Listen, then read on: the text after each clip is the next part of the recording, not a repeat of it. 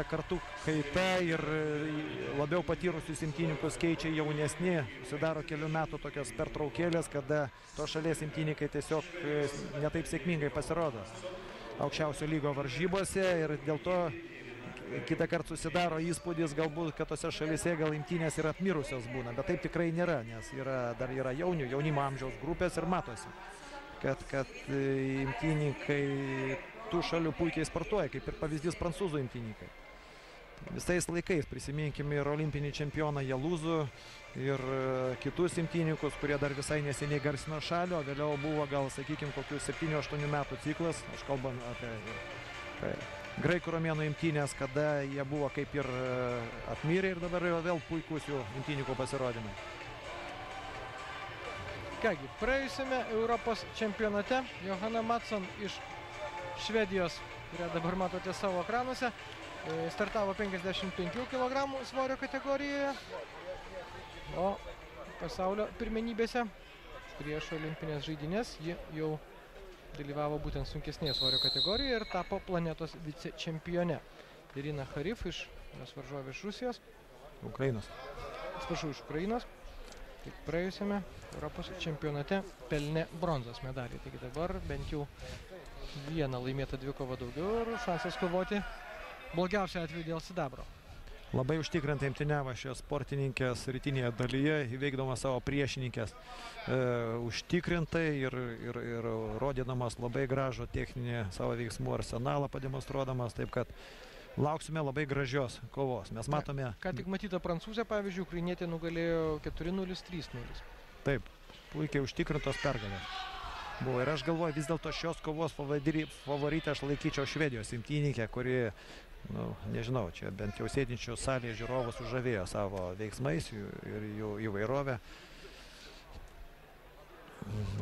Galima sakyti, logiškas kelias link aukščiausių laiptelių.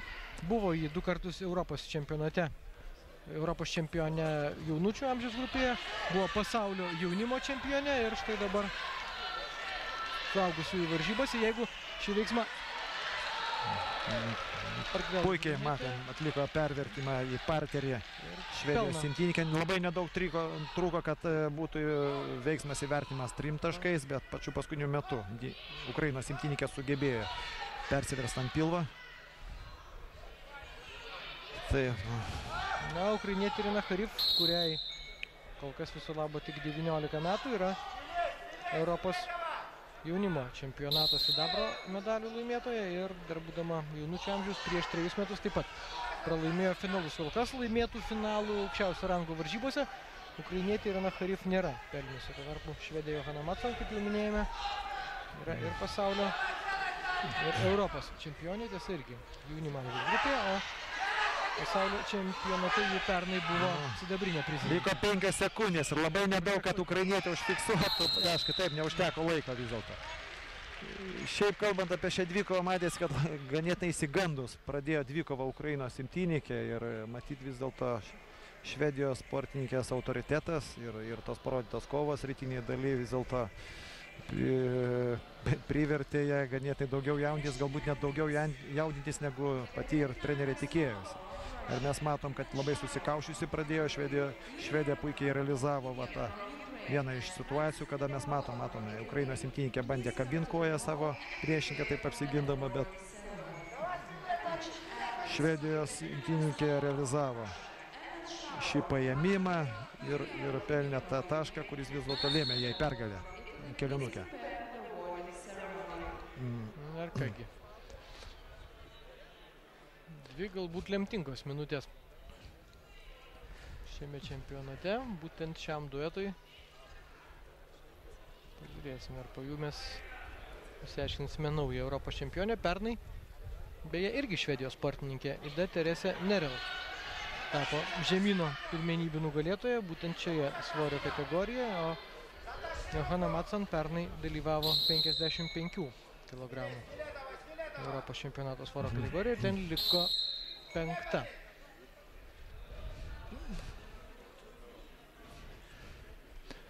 Lieka minutė ir 20 sekundžių.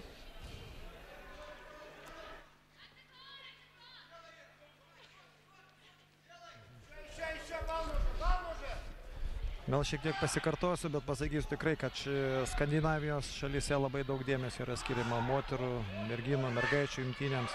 Ir ten vyksta gausybė varžybų, sporto imtynių festivalių, kuriuose yra galimybė pasirodyti. Lietuviai juos važiuoja?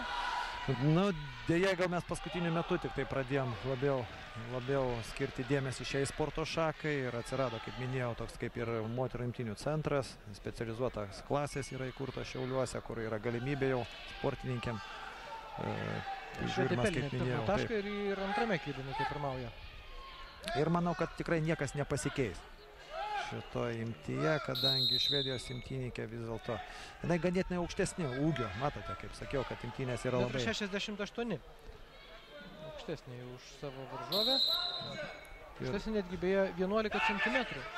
Taip, šiek tiek jau bando rizikuoti Ukrainos imtynininkai, matėm, atsargiai imtyniavosi beveik pusantros minutės, tiesiog supranta, kad tik tai ryžtingai keisdama kovos manierą, jinai gali išgelbėti šią dvikovą.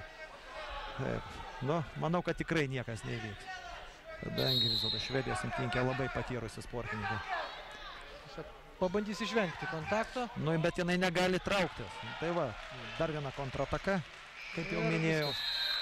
Ir Švedijos imtynininkės džiaugsmas. Ir pirmas jos Europos čempionės medalis būtent suaugusių amžiaus grupėje. Praėjusių metų pasaulio čempionato sidabrinė prizininkė. Dabar būtent Johanna Mattsson iš Švedijos tampa Europos čempionė. Irina Harif iš Ukrainos užima antrąją vietą.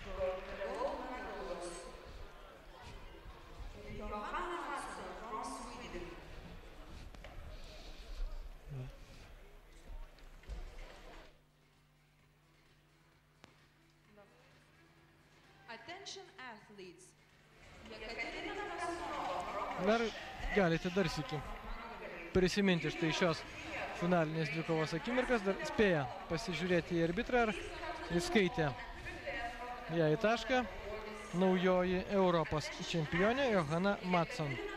Kaip minėjau, jai 20 metų, mažiau nei metais vyresnė už savo dabartinio finalo varžovė, už Iriną Harif, kuri lieka sidabrinė prizininkė. Matome išeinančią